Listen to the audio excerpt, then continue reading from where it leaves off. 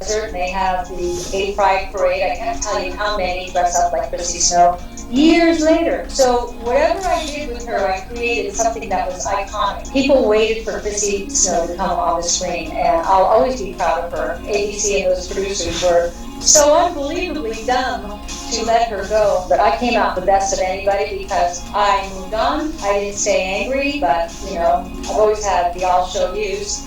And I went on to reinvent myself many, many times.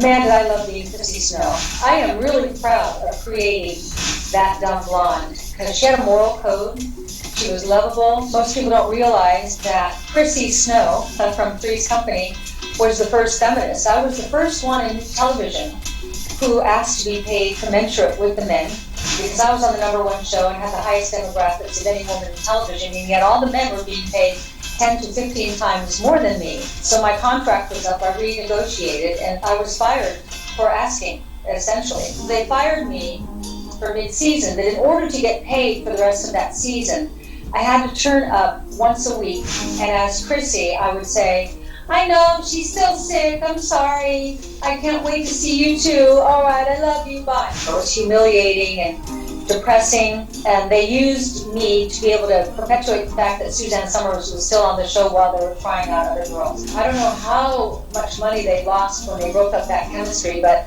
I think it was in the billions. I hear all the time, to this day, I never watched it again when you weren't there. The day that I was fired, my husband said, you're out.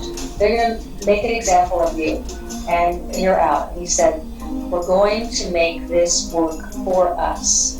We're only going to work for ourselves going forward.